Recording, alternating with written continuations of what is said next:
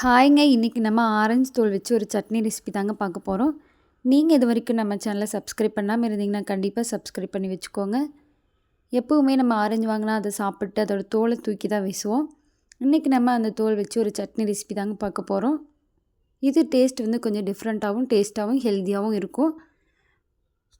எப்பவும் நம்ம கார சட்னி, வெங்காய சட்னி, தக்காளி சட்னி இந்த மாதிரி ஒரே மாதிரி செய்யறதுக்கு இந்த மாதிரி கொஞ்சம் டிஃப்ரெண்ட்டா செஞ்சு பாருங்க. நான் இன்னைக்கு 2 மீடியம் சைஸ் ஆரஞ்சு எடுத்துருக்கிறேன்.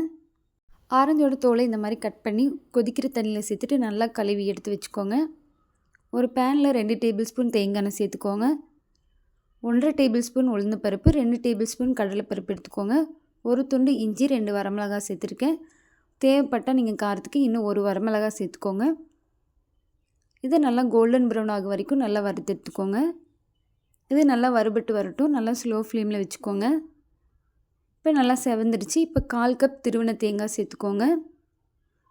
இது வந்து ரொம்ப வேகணும்னு அவசியம் இல்லை. ஒரு நிமிஷம் மட்டும் நல்லா வறுத்து எடுத்துட்டு ஆஃப் பண்ணிடுங்க. கூடவே கொஞ்சம் மல்லித்தலை சேர்த்துட்டு ஆஃப் பண்ணி மிக்ஸ் பண்ணிடுங்க. இந்த சட்னி ரெசிபி வந்து இட்லி, தோசை, ஈவன் சாப்பாட்டுக்கு கூட நல்லாயிருக்கும். ஒரு டைம் நீங்கள் இந்த மாதிரி ட்ரை பண்ணி பாருங்கள். இது வந்து நல்லா ஆறுனதுக்கப்புறம் நல்லா கொரகொரப்பாக ஃபஸ்ட்டு அரைச்சி எடுத்துக்கோங்க. தண்ணி எதுவும் சேர்க்க வேண்டாம். இப்போ நம்ம கழுவி வச்சுருக்க ஆரஞ்சு பீல் வந்து இதில் சேர்த்துக்கோங்க.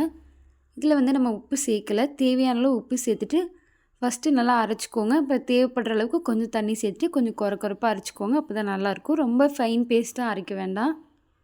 இந்த மாதிரி அரைச்சி எடுத்துக்கோங்க. இது வந்து நீங்கள் தாளிக்காமையும் சாப்பிட்லாம், தாளிச்சும் சாப்பிட்லாம். தாளிக்கிறதுக்கு வந்து கடுகு, கருவேப்பிலை மட்டும் சேர்த்து தாளிச்சிக்கோங்க. அப்போ தான் நல்லாயிருக்கும். வேறு எதுவும் சேர்க்க வேண்டாம். சிம்பிளாக தாளிச்சிக்கோங்க.